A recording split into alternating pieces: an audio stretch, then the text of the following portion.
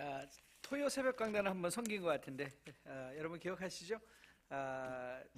제가 오면 늘 묻는 질문 기억하실 분 계실지 모르겠는데 사과 5개 중에 3개 먹으면 몇 개 남는다?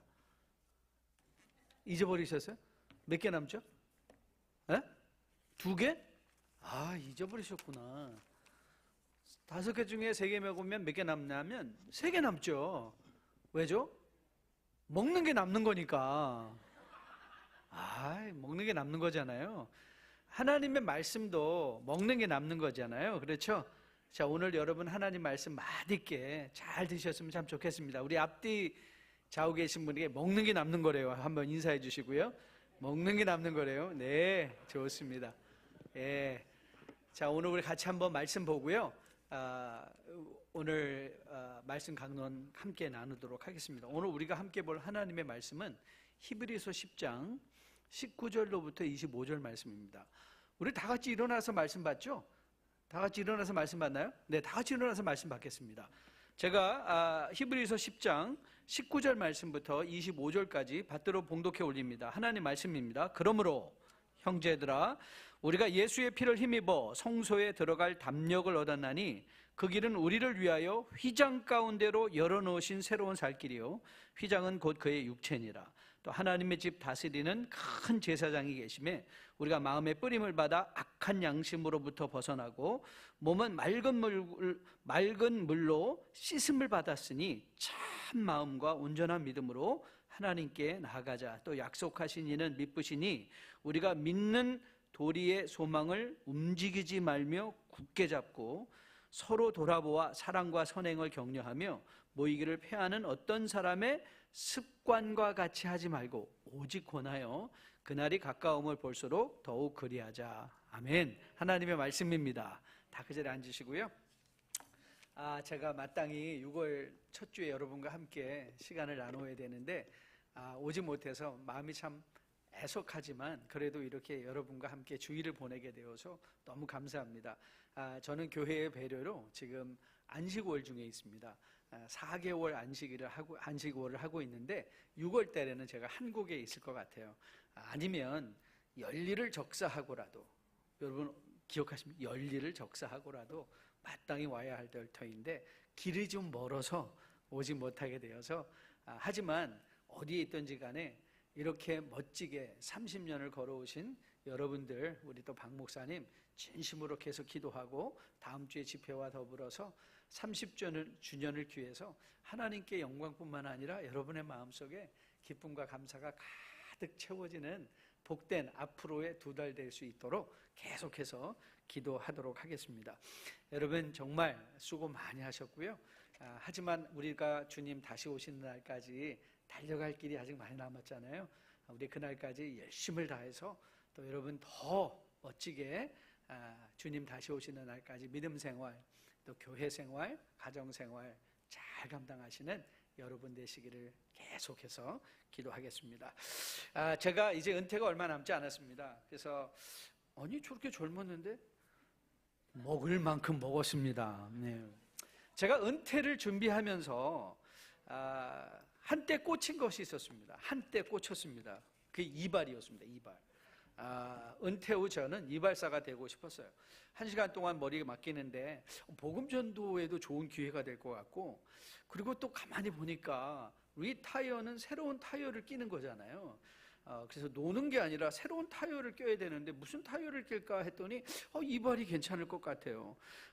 그래서 생계도 적당히 유지할 수 있을 것 같고, 여러분 선교지에 나가면 에이스가 누군지 아십니까? 에이스는요, 뭐 의사 뭐 다 있지만 제일 에이스는 이발사입니다. 머리 깎는 거 엄청 좋아하거든요.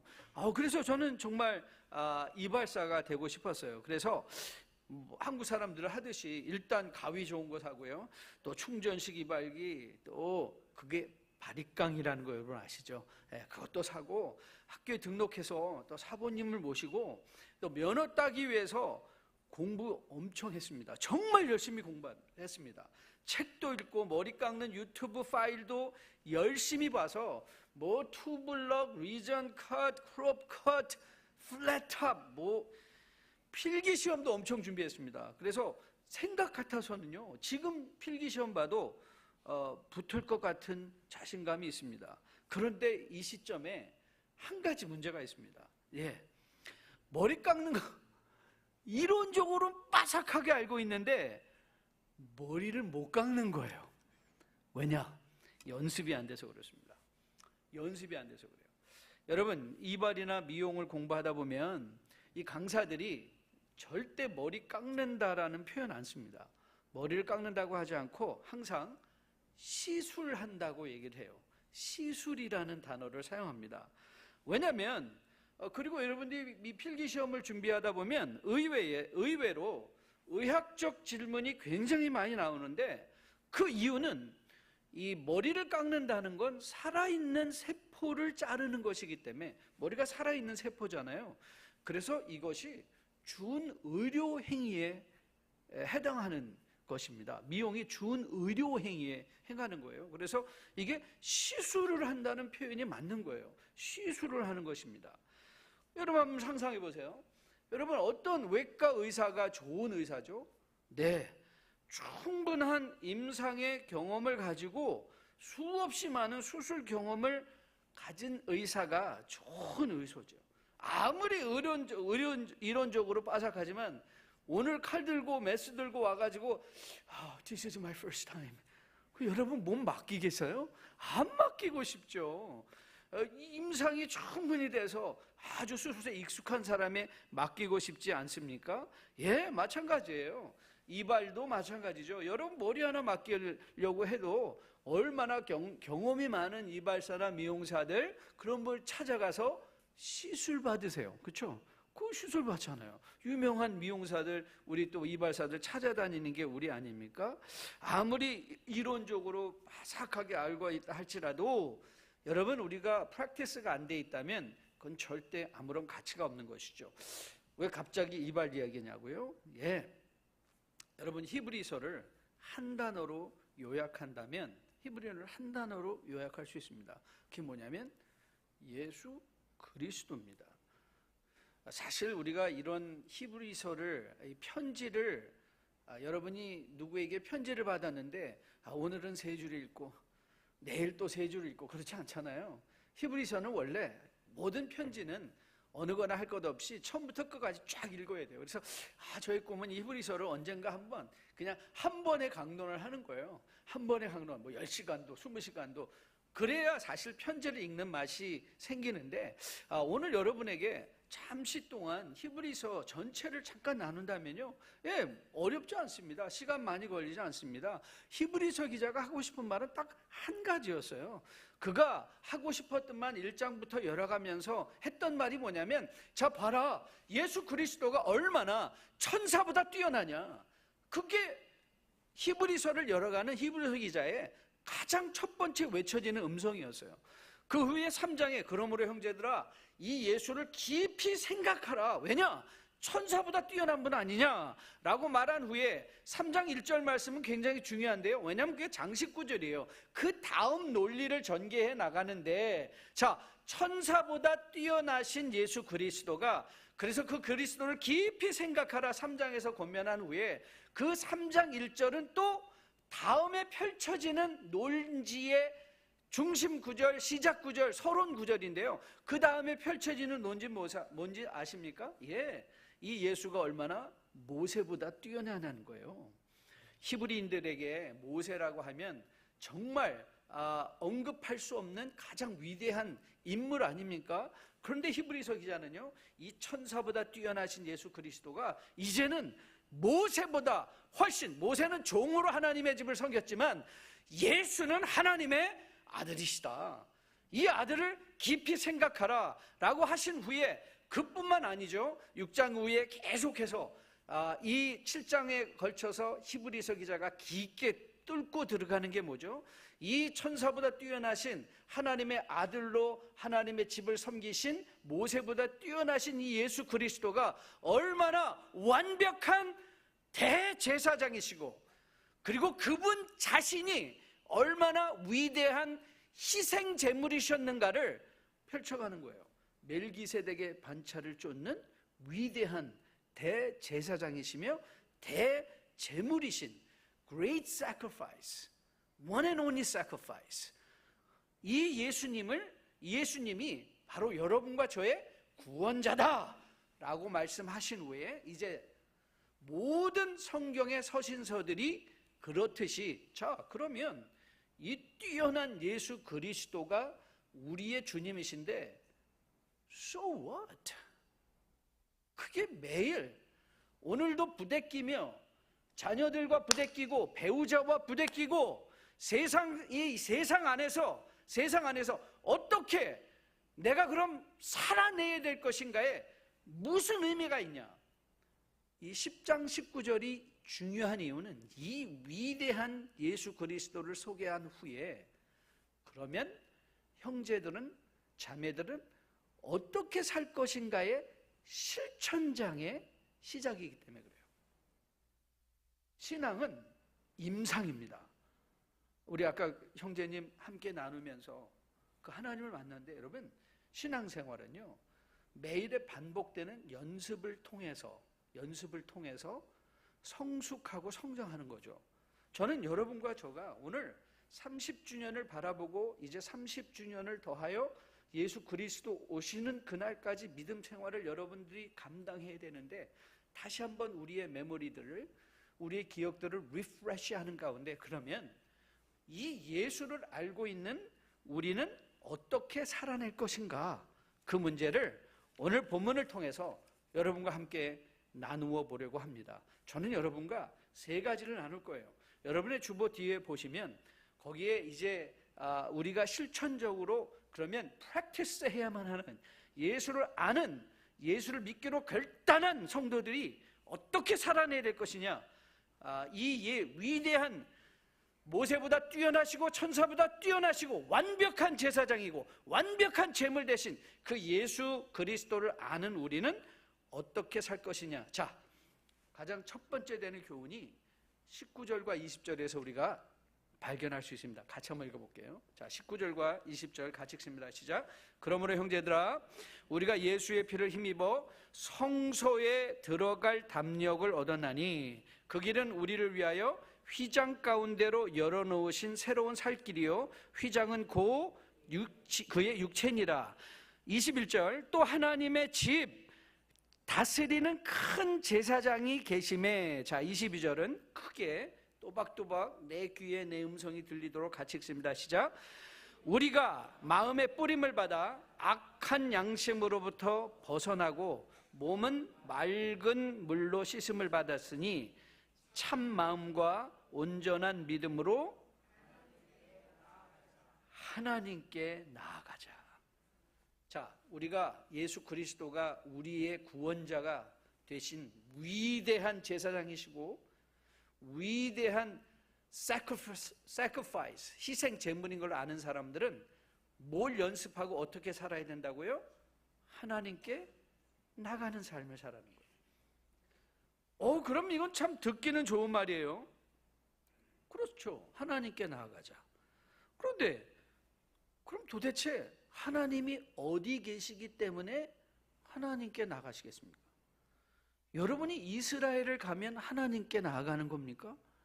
예루살렘을 가면 하나님께 나아가는 것일까요? 아니에요.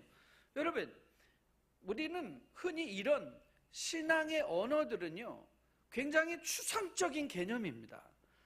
우리가 신앙생활을 한다, 성경 공부를 한다는 건요, 여러분과 저는 이중 언어권에 살고 있기 때문에 너무 좋은 습관들이 들여 있어요. 그게 뭐냐면 우리는 영어를 들으면 즉시 한국말로 번역을 하려는 본능적으로, 이중 언어권에 있으니까 본능적으로 자꾸 생각을 해요.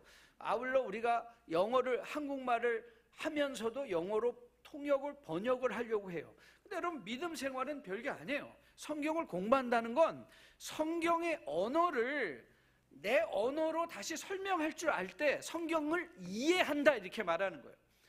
그러니까 내 말로 설명할 줄 아는 것, 성경을 내 말로 설명할 줄 아는 것. 자, 하나님께 나아간다라는 것은 굉장히 추상적인 개념인데, 그럼 하나님께 나아간다는 것이 매일의 나의 실제적인 삶에서는 무슨 의미를 갖고 있을까?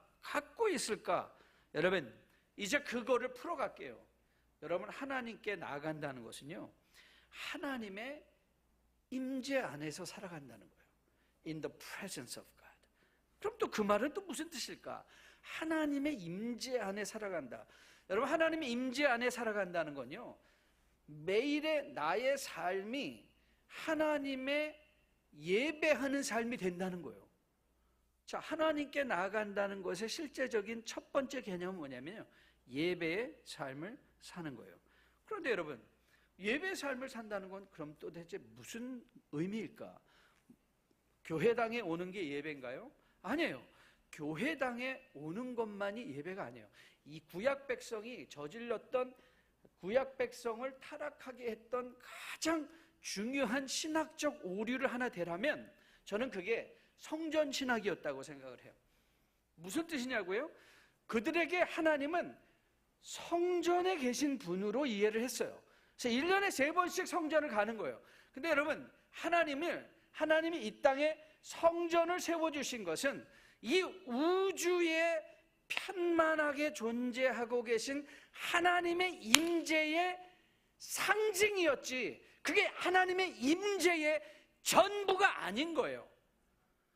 그래서 이들이 뭘 오해했는가 하면, 하나님은 거기 계시다, God is there, 거기 계시다. 그런데 여러분, 실질적으로 하나님은 거기 계신 분이 아니라 어디 계신 분이에요? 어디나 계신 분이에요. 어디나 계신 분. 여러분, 제가 목사입니다.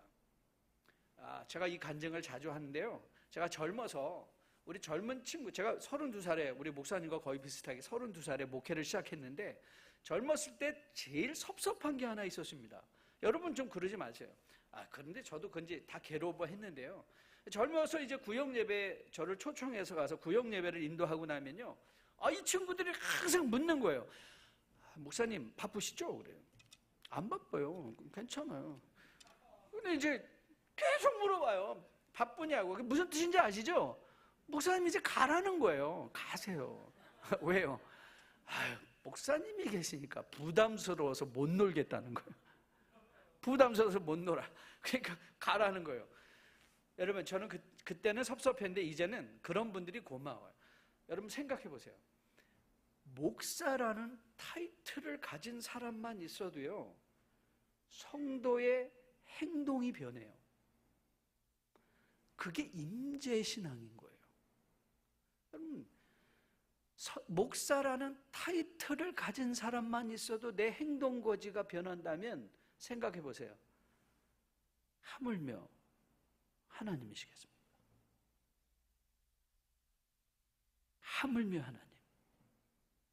이 거룩하고 위대하고 모세보다 뛰어나시고 천사보다 뛰어나신 하나님이 지금 나와 함께 계시다.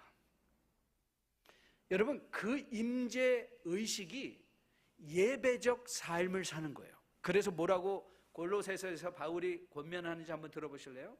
골로새서 3장 23절 24절인데요 한번 잘 들어보세요. 무슨 일을 하든지 마음을 다하여, 같이 읽을게요, 죽게 하듯 하고. 여러분, 무슨 일이, 여기서 뭐라고 여러분 생각하세요? 교회 가서 하는 일은 죽게 하듯 하고, 세상에서 아내랑 대화할 때, 세상에서 비즈니스 할 때는 그냥 네 맘대로 해라? 아니에요. 이 무슨 일에는요, 모든 일이에요. 모든 일을 할 때 마음을 다하여 누구에게 하듯 하라? 죽게 하듯 하라. 그러니까 여러분, 예배는요, 오늘 주일에 와서 드리는 것이 아니라 여러분이 비즈니스의 그 문을 열고 직장의 문을 들어가는 그 순간부터 우리는 뭐예요? 생활 예배가 되는 거예요. 왜요? 그 모든 일을 죽게 하듯이 우리가 부르심을 받고 있기 때문에 그래요.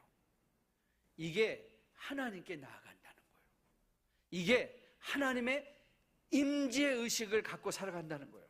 성도가 평생 여러분이 연습하고 공부하고 노력할 게 뭔지 아세요? God is here with me now. 하나님이 나와 함께 계시다. 이걸 프랙티스 하는 거예요. 그래서 우리가 어떤 상황에 처하든지 어떤 상황에 처하든지 이 하나님의 임재를 우리가 누릴 수 있다면요, 저는 이 세상에서 유일하게 성도만이 할 수 있는 말이 있다고 생각해요. 성도만이 할 수 있는 말이 한마디 있어요. 그게 뭔지 아세요? 하늘이 무너져도 솟아날 구멍이 있어요. 이건 아무나 할 수 있는 말 아니에요. 세상 사람이 할 수 있는 말 아니에요. 오직 성도만이. 왜요? 이 하나님이 어떤 분이세요? 무에서 유를 창조하신 분이잖아요. 무에서 유를 창조하신 이 하나님께서 여러분이 인생에 어떤 굴곡진 사망의 음침한 골짜기에 지날지라도 여러분의 인생에, 사업에, 건강에, 가정에 하늘이 무너지는 듯한 일이 생긴다 할지라도 우리는 뭐예요? 솟아날 구멍이 있다 없다? 있어요. 왜요? 전능하신 하나님이 우리와 함께 하시잖아요. 저는 30년 동안 우리 뉴라이프가 이 하나님을 경험한 것으로 믿습니다. 그러나 이것이 30년에서 머무는 것이 아니라 오고 오는 주님 다시 오시는 그날까지 저는 뉴라이프에 속한 주의 모든 백성들이 이 하나님의 임재 가운데 살아가며 매일 하나님께 나아가는, 그래서 예배당에 와서 예수님 만나고 가는 게 아니라 매일의 삶의 현장 속에서 예수님과 동행할 수 있는 여러분과 저 되기를 주님의 이름으로 축복드립니다. 여러분, 마태복음 28장에 마지막에 지상 대명령을 우리에게 주셨잖아요. 그래서 우리는 그걸 계속 책임으로만 생각할 때가 많아요. 너희는 가서 모든 족속으로 또 뭘 해야 돼요? 그런데 여러분, 마태복음 28장에 제일 중요한 교훈은 가서 뭘 하라가 아니에요. 거기서 주시는 주님의 약속이에요. 주님께서 뭐라고 약속하시죠? 세상 끝날까지 내가 너와 항상 함께 하겠다. 이게 주님의 약속이에요.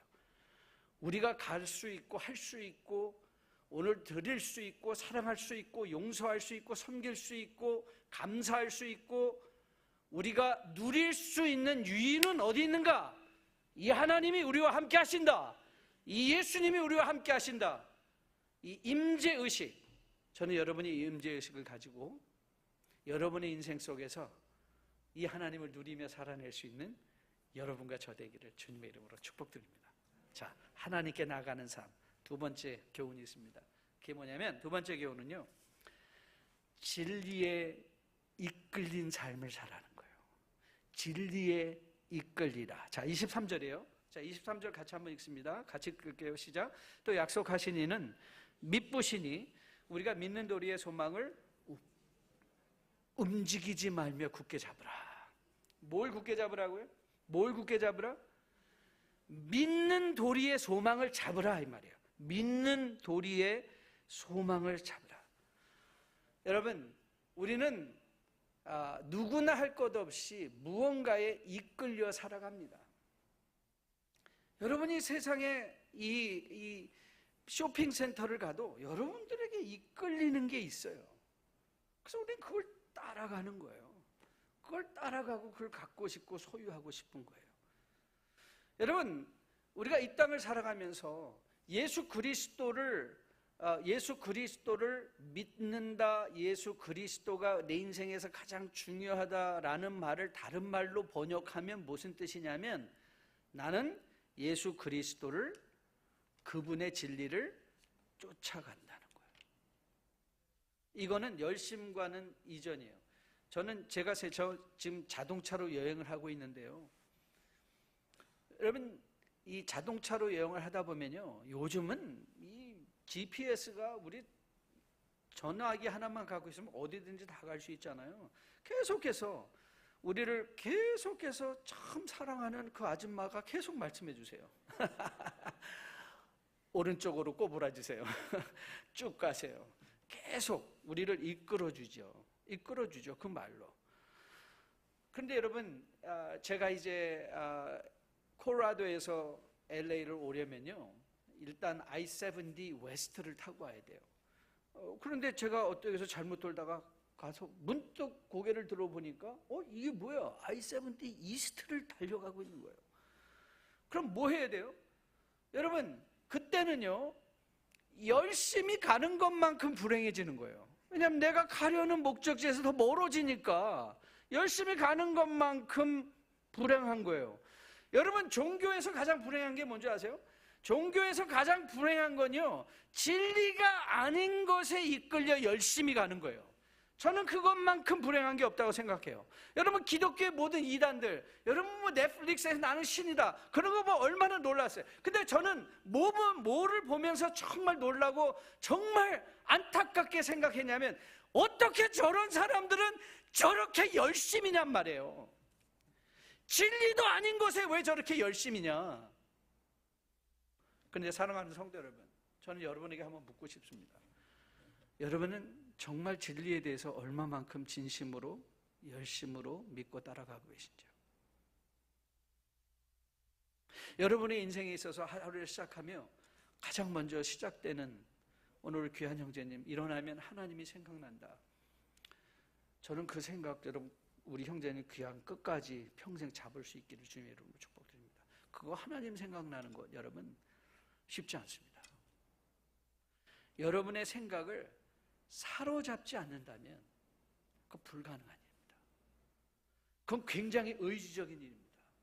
그래서 바울이 고린도후서 10장에서 그 말을 하죠. 너의 모든 생각을 사로잡아 그리스도께 복종시키라. 그리스도께 복종시키라. 고린도후서 10장 4절 5절이에요. Take every thought captive and make it obedience to the Lord. 그리스도께 복종시키는 거예요. 그건 여러분들이 하셔야 돼요.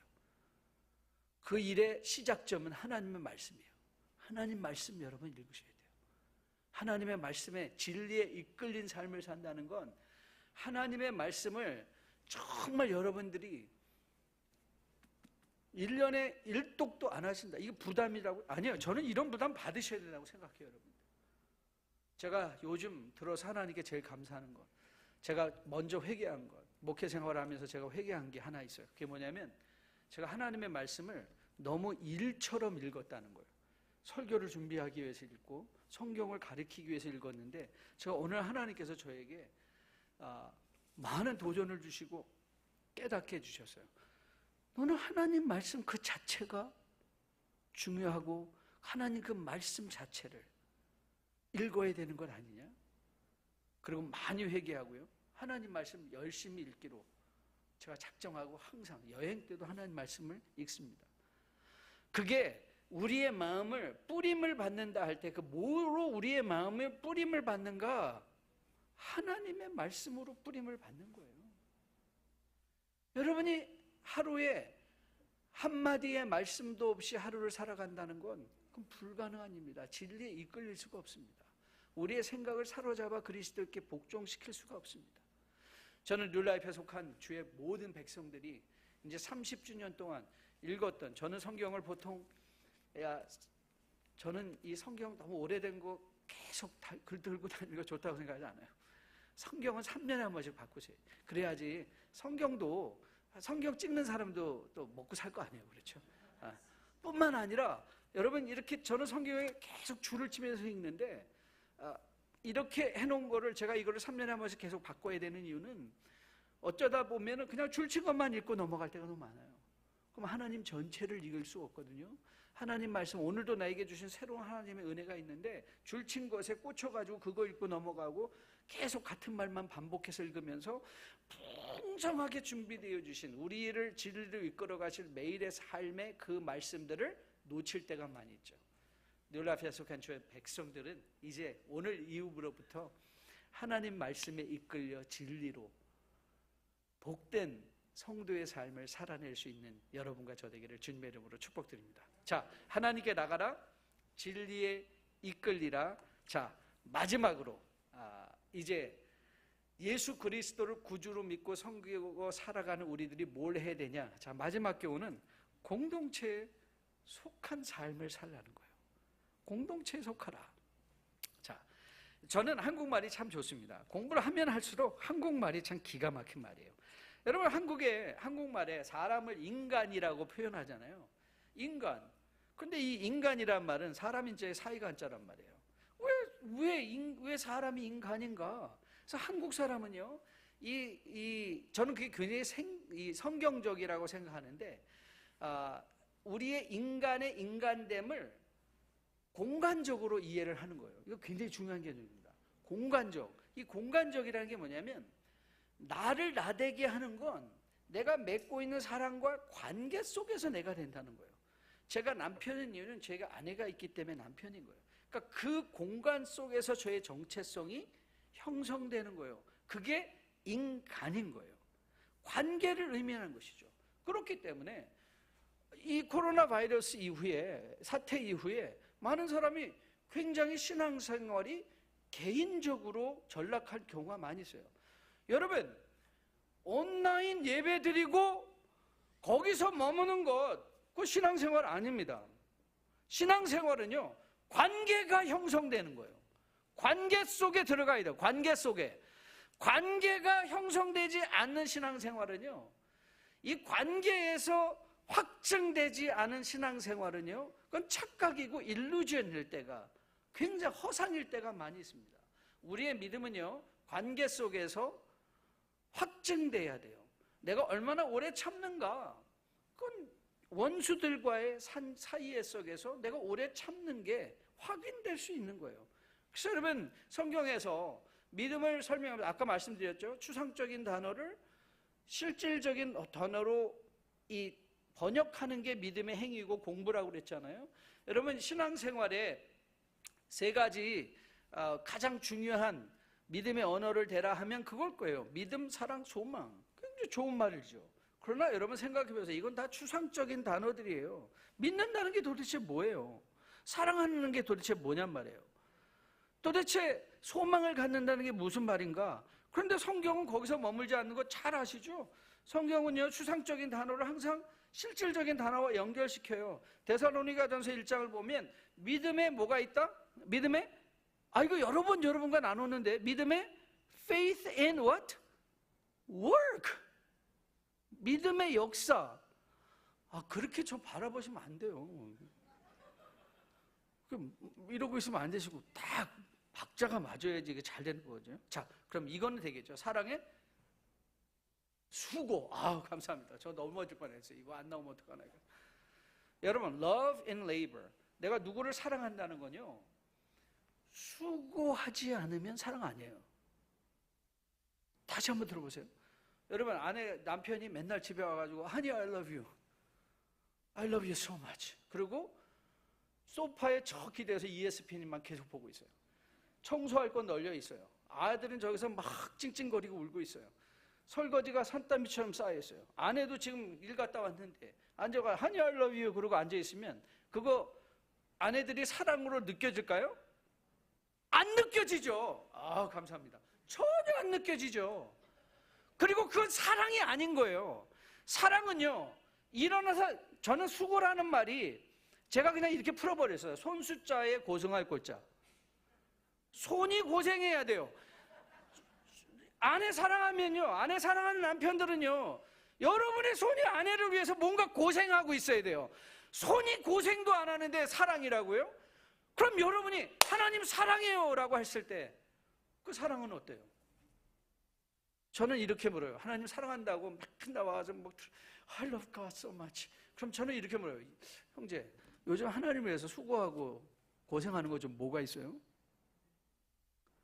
그게 없으면 하나님 사랑하는 거 아니에요. 헷갈리시면 안 돼요. 소망은요? 소망이 뭐다? 인내잖아요. 소망이 있는 사람은 견뎌내고 참잖아요. 버티잖아요. 오늘도 한 번 참고, 두 번 참고, 세 번 참고, 네 번 참고. 여러분, 이와 같이 신앙의 언어들은 실질적인 언어로 통역이 된다. 그러면 우리가 공동체 삶을 산다는 건 무슨 뜻이에요? 그건 여러분이 공동체 안에 속하고 공동체 안에서 견뎌내고 공동체 안에서 수고하고 공동체 안에서 사랑하는 거예요. 가족 공동체 안에서도 마찬가지고요. 교회 공동체 안에서도 마찬가지인 거예요. 그러니까 여러분들이 교회를 사랑한다라고 하면서 여러분들이 교회를 위하여 뭔가 수고하고 있지 않다면 그건 공동체 생활을 하는 거 아니에요. 손님인 거예요. 손님. 맨날 와서 손님 역할을 하는 거예요. 손님 역할. 저는 30주년을 이제 넘어서 미래를 함께 달려가는 여러분들 중에는 이제 더 이상 손님이 없기를 주님의 이름으로 축복드립니다. 저는 뉴라이프에 손님이 없었으면 참 좋겠어요. 오늘도 게스트처럼 와가지고 누군가 나를 섬겨줘야 되고 누군가 나를 알아줘야 되고 누군가 나를 위해서 뭔가를 준비해줘야 되는 그런 신앙생활이 아니라 이제 여러분 공동체에 속한 주의 백성들은 함께 모이기를 즐거워하고 함께 모여서 서로가 서로를 위하여 손이 고생하는 일을 마다치 않고 즐거운 마음으로 함께 동참할 수 있는 우리 뉴라이프 플러튼 선교교회 되었으면 참 좋겠습니다. 참 좋겠습니다. 여러분 이 공동체는요 그렇게 또 함께 먹는 공동체잖아요. 저는 한국말에 식구란 말이 너무 좋아요. 생각해보면요 여러분 가족이라는 말은 한문이잖아요. 이 가족이라는 말을 여러분들이 풀어보시면요 이 집가자인데요 집가자에 이 씨족할 때 족자가 붙었는데 이 집가자는요 이 집변에 돼지 해자가 그 안에 들어가 있어요. 그러니까 사실 이 한문의 가족이라는 것은 돼지를 같이 치는 사람이라는 거예요. 그러니까 일중심적인 개념이 가족이라는 뜻이에요. 그런데 이 family라는 말도 여러분이 어원을 영어를 공부해 보시면요 이것도 라틴어에서 나온 단어인데요 이 famulous라는 말은 이 가족과 하인을 포함하는 집단 무리라는 뜻이었어요. 그러니까 이 family라는 말도 일 중심으로 엮어졌는데 유일하게 우리 위대한 한국말은 먹는 입들인 거예요. 이 식구가 먹는 입들. 근데 여러분 그거 아시죠? 성경은요 성경이 정말 관심 있는 건 의식주라는 것. 여러분 인간들이 에덴을 쫓겨난 이유가 뭐죠? 뭐 때문에? 잘못 먹어서. 뭘 잘못 먹어서 쫓겨난 거예요. 주님께서 이 땅에 오셔서 여러분과 저에게 유일하게 가르쳐 주신 게 하나 있어요. 의식을 통해서. 그게 뭐였죠? 성찬식. 그게 뭐예요? 함께 먹는 거예요. 여러분 주님이 라오디게아 교회에 이 경고를 하시면서 주님 내가 문 밖에서 서서 두드리노니 그럼 뭐 하자는 거예요? 그래서 너희들이 내 말을 듣고 문을 열면 이제 난 너를 유능한 일꾼으로 삼아서 하나님의 나라의 위대한 일들을 이룰 거야가 아니에요. 아시죠? 내가 문 밖에서 두드리는 누구든지 그 문을 열고 주님을 맞아들이는 뭐예요? 그는 나와 함께 먹고 나는 그와 더불어 먹으리라. 그러고 보니까 성경은 먹는 걸로 시작해서 먹는 걸로 끝나는 거예요.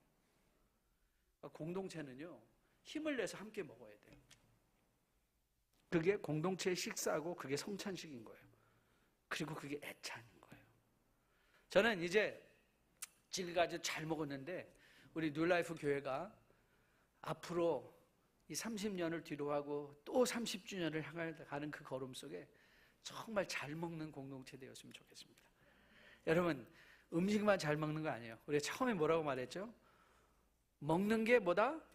남는 거다. 하나님의 말씀도 뭐 한다? 먹어다. 먹는 거잖아요. 꿀송이처럼 단 하나님의 말씀을 먹어라. 계시록에서 주님께서 뭐라 말씀하죠? Eat this word. 이 말을 먹어라 그러시잖아요. 앞으로 여러분들이 뭘 많이 먹어야 돼요? 하나님의 말씀을 함께 모여서 많이 먹으셔야 돼요. 그게 여러분과 저가 추구할 공동체의 삶인 것으로 믿습니다. 자, 우리 함께 일어나서 마지막 찬양 한번 같이 했으면 좋겠어요. 그리고 같이 일어나지 말고 그냥 앉아서 하죠.